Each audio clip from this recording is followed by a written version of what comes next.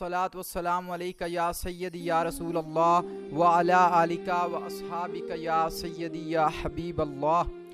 हुज़ूर सल्लल्लाहु अलैहि वसल्लम ने इरशाद फरमाया, अपनी औलाद को 3 चीज़ें सिखाओ। सबसे पहली चीज़, अपने नबी की मोहब्बत सिखाओ।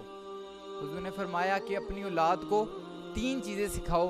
पहली चीज़ ये है कि अपनी औलाद को अपने नबी की मोहब्बत सिखाओ। जब तुम अपनी औलाद को अपने नबी की मोहब्बत सिखाओगे तो फिर वो नबी की इत्तिबा करेंगे, फिर वो हुज़ूर सल्लल्लाहु अलैहि वसल्लम की पैरवी करेंगे और हुज़ूर सल्लल्लाहु अलैहि वसल्लम की सुन्नत पर अमल करके एक कामयाब, मुकम्मल और अकमल ज़िंदगी गुजारेंगे। हज़रत उमर रज़ियल्लाहु ताला अन्हु हुज़ूर सल्लल्लाहु अलैहि वसल्लम की बारगाह में हाजिर हुए और कहने लगे, या रसूलल्लाह सल्लल्लाहु अलैहि वसल्लम, मुझे आपसे बहुत मोहब्बत है, बहुत ज़्यादा प्यार करता हूँ, लेकिन अपनी जान से बढ़कर प्यार नहीं करता।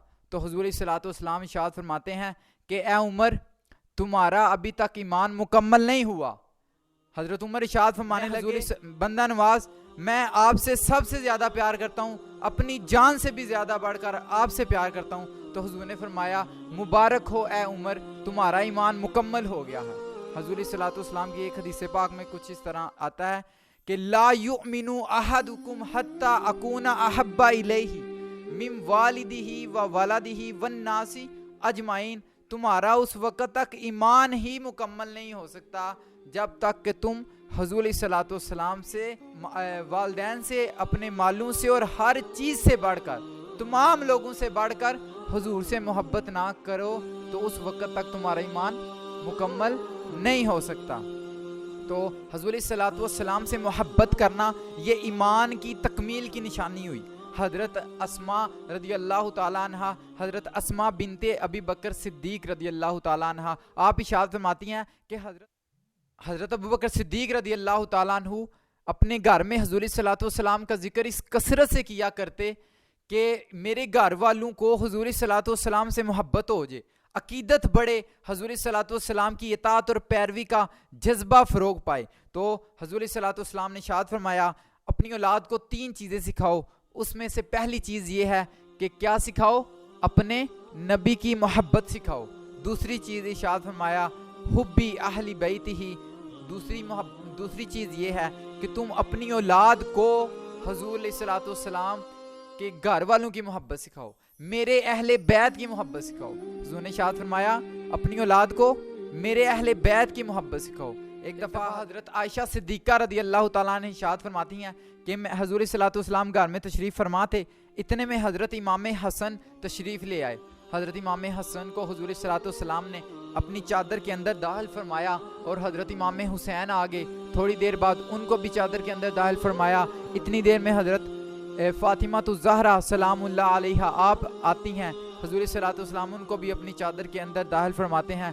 फिर हुज़ूर इतनी देर में हज़रत अली रज़ियल्लाहु ताला अन्हु आप तशरीफ़ ले आते हैं। हुज़ूर सल्लल्लाहु अलैहि वसल्लम उनको भी चादर के अंदर दाखिल फरमा कर कहते हैं कि ए अल्लाह, ये मेरे अहले बैत हैं, मैं इनसे मोहब्बत करता हूँ, तू भी इनसे मोहब्बत फरमा, और जो इनसे मोहब्बत करे तू उससे भी मोहब्बत फरमा।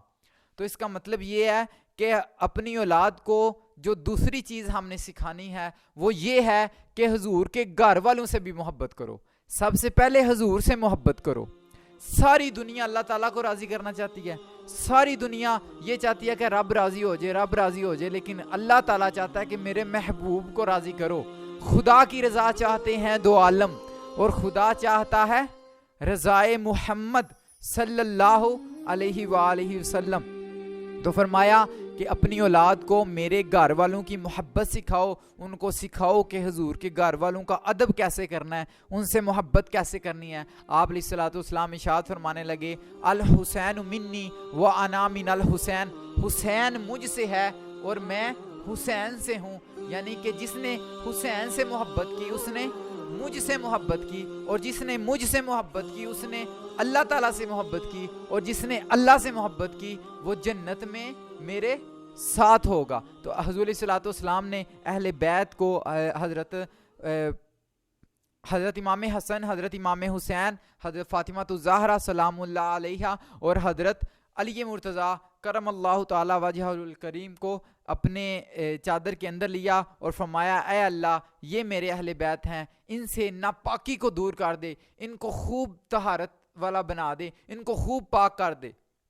تو فرمایا اللہ تعالیٰ کی رضا بھی یہ ہے کہ اللہ تعالیٰ میری اہل بیت سے ناپاکی کو دور کرنا چاہتا ہے اور ان کو خوب پاک کرنا چاہتا ہے۔ حضور علیہ الصلوۃ والسلام نے ارشاد فرمایا اپنی اولاد کو 3 چیزیں سکھانی ہیں۔ پہلی چیز کیا سکھانی ہے؟ اپنے نبی کی محبت۔ دوسری چیز سکھانی ہے اہل بیت کی، حضور علیہ الصلوۃ والسلام کے گھر والوں کی محبت، میرے اہل بیت کی محبت اپنی اولاد کو سکھاؤ۔ اور ارشاد فرمایا تیسری چیز اپنی اولاد کو جو سکھانی ہے وہ کیا ہے؟ وَتِلَاوَةِ الْقُرْآنِ، اپنی اولاد کو قرآن مجید کی تلاوت سکھاؤ۔ پھر تمہارے مرنے کے بعد وہ قرآن کی تلاوت کیا کریں گے تو اللہ رب العزت تمہیں قبر میں اس کا صلہ عطا فرمائے گا کہ تم ان کو قرآن کی تعلیم دے کر گئے ہو۔ حضور علیہ الصلوۃ والسلام ارشاد فرمانے لگے خیرکم من تعلم القرآن وعلمہ، تم میں سے بہترین شخص وہ ہے جو خود بھی قرآن سیکھتا ہے اور دوسروں کو بھی قرآن سکھاتا ہے۔ ایک ایک حرف کے بدلے 10 نیکیاں عطا کی جاتی ہیں، 10 گناہ معاف کیے جاتے ہیں اور درجات کی بلندی عطا کی جاتی ہے۔ تو ہمیں چاہیے کہ اپنی اولاد کے سینوں میں قرآن کی محبت پیدا کریں، ان کو قرآن مجید کی تعلیم دیں، ان کو شریعت کا حکم بتائیں کہ حضور نے فرمایا، حضور علیہ الصلوۃ والسلام نے ارشاد فرمایا کہ حافظ قرآن جو ہوگا قیامت والے دن اس کا یہ اتنا شان اور مرتبہ ہوگا کہ اس کے والدین کو نور کا تاج پہنایا جائے گا، اور جب ان کو لوگ دیکھیں گے تو بولیں گے کہ یہ کوئی انبیاء کے والدین ہیں، تو فرمایا جائے گا نہیں، یہ حضور علیہ الصلوۃ والسلام کی امت کے وہ لوگ جو قرآن کے حافظ تھے، جنہوں نے قرآن کو اپنے سینے میں سما لیا، یہ ان کے والدین ہیں۔ تو حضور علیہ الصلوۃ والسلام نے ارشاد فرمایا اپنی اولاد کو جو تیسری چیز سکھانی ہے وہ کیا سکھانا ہے؟ قرآن مجید کی تلاوت۔ یہاں ایک بات میں عرض کرنا چاہوں گا کہ حضور نے ارشاد فرمایا کہ اپنی اولاد کو قرآن مجید کی تلاوت سکھاؤ، تو کیا ہمارا رجحان قرآن مجید کی طرف ہے یا نہیں؟ ہم قرآن مجید کی تلاوت کرتے ہیں یا نہیں؟ دن رات کیسے گزرتے ہیں؟ حضور علیہ الصلوۃ والسلام حکم دے رہے ہیں کہ تلاوت قرآن سکھاؤ، محبت سکھاؤ قرآن مجید کے ساتھ، قرآن کو پڑھنا سکھاؤ، قرآن کی تعلیم دو، اور ہم قرآن مجید سے دور ہوتے چلے جا رہے ہیں۔ تمام بزرگان دین اور تمام صحابہ کرام، تابعین، تبع تابعین، تمام اولیاء کرام، ان کو جو مقام و مرتبہ ملا وہ قرآن مجید کی تلاوت کی وجہ سے ملا۔ علامہ اقبال رحمہ اللہ ارشاد فرماتے ہیں کہ وہ زمانے میں معزز تھے مسلمان ہو کر، اور تم خوار ہوئے تارک قرآن ہو کر۔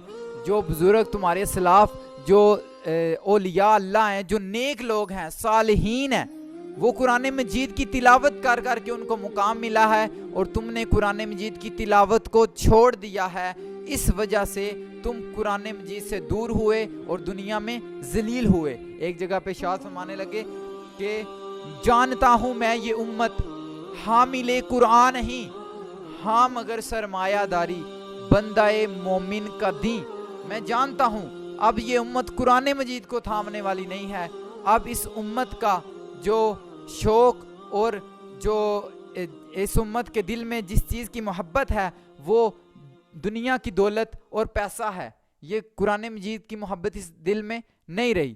تو ہمیں علماء نے سکھایا، ہم انشاءاللہ حضور صلی اللہ علیہ وسلم کے فرمان پر عمل کرتے ہوئے اپنی اولاد کو 3 چیزیں سکھائیں گے، اپنے نبی کی محبت سکھائیں گے، اپنے نبی کے گھر والوں کی محبت سکھائیں گے، اور تلاوت قرآن سکھائیں گے۔ اللہ پاک سے دعا ہے کہ اللہ پاک ہم سب کو اس حدیث مبارکہ پر عمل کرنے کی توفیق عطا فرمائے، آمین یا رب العالمین، وصلی اللہ علی حبیبہ۔